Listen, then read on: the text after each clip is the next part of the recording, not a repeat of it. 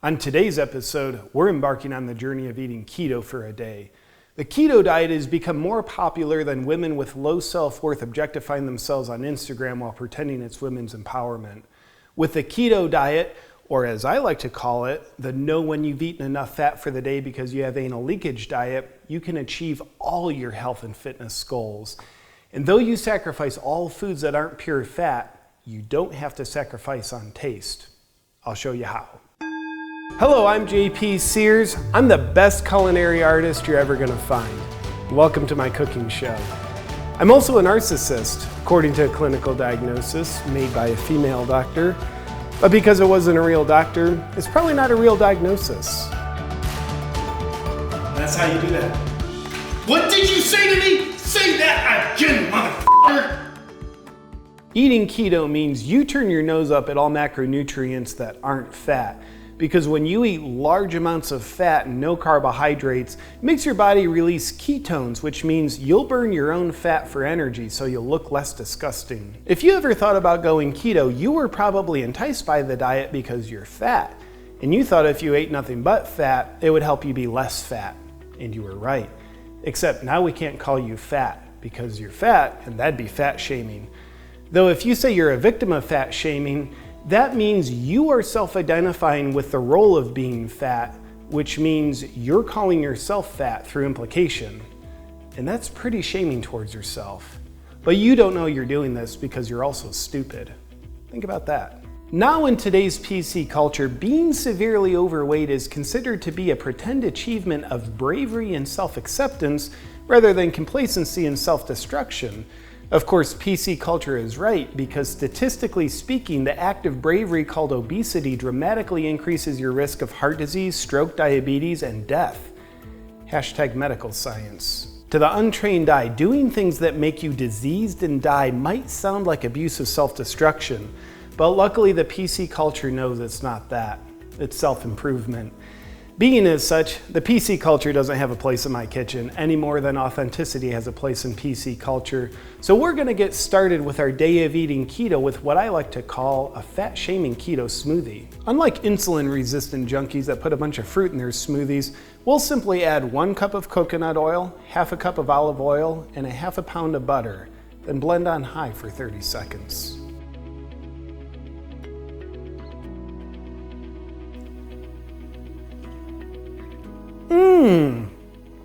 Now you have a delicious keto-friendly fat-shaming smoothie to start your day off right.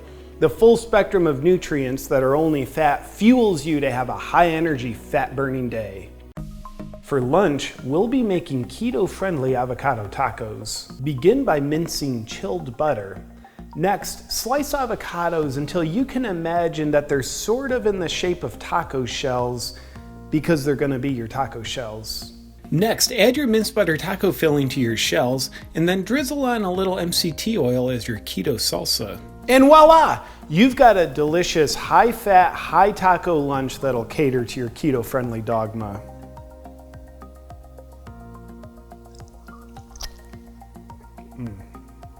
That's exquisite. A keto history lesson for you. Ketoholics wisely took a diet that originated as a medical intervention for epilepsy, cancer, and diabetes and decided if using it for short periods of time has a therapeutic effect on medical conditions, then using it for long periods of time without a medical condition is an even better idea. This is like taking prescription medication to prevent health conditions. Shoulders are broken out. Looks as ugly as that guy's face. What's he even doing anyway? Is he a camera guy? No, he's the lighting guy. Lighting guy? Jesus. Tell him to keep the light off his ugly face. Ready? Yeah. The day goes fast when you're eating keto. Between the food prep, frantic runs to the bathroom, bleaching your underwear, and suppressing your gag reflex, time flies. And that means it's already time to prepare our delicious dinner.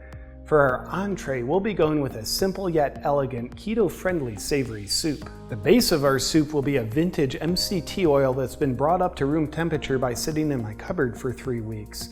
And we'll garnish our soup with a piece of dill. Now that's an abnormally high vegetable intake and an unnecessary amount of fiber for someone on the keto diet, so be sure to only look at the garnish and not eat it. This rich soup will flood your body with ketones like it's a talentless actress flooding the news cycle with false Me Too allegations just because she's pissed off that her lack of talent can't earn her the roles she wants. But before we dig in, we need to prepare our dessert. But first, at this point in the show, you're probably thinking, holy white Jesus, JP, your hair looks amazing, and I think I'm starting to fully grasp how to eat keto. Well, I'll have you know that eating keto involves more than just knowing how to only eat fat. It also involves knowing how to look down on vegans. Our ketogenic brains know vegans as a skinny-armed hippies that are fueled by two things: carbs and anger. And it's easy to see the flaw in their nutrition philosophy because they completely cut out one of the primary food groups, which is a little extreme. We in the keto community, on the other hand, cut out all the food groups except one, which is even more extreme, and therefore more balanced. According to evolutionary biology, vegans originated as boring single-celled organisms. And that's what they still are. And this explains why vegans think Game Changers is an informative documentary. And also, 100% of vegans are flat earthers. Keto eating people evolved from an advanced race of superhuman beings that built the pyramids, invented all non-missionary sex positions, and drive Teslas. Current research shows they're only getting more awesome and will probably develop the ability to fly within 11 months. Let's get started on our dessert. We'll be treating ourselves to homemade keto-friendly ice cream. To begin, put 2 cups of coconut oil on a plate in such a way that it looks like scoops of ice cream.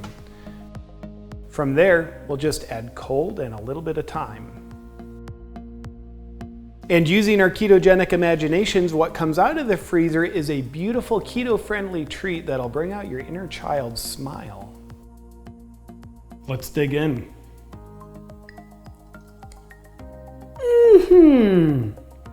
Wow, that is delicious. And the high levels of fat don't even seem like they're getting redundant anymore. And you know what? Because I'm nodding, I'm not even gonna wait to dig into my dessert.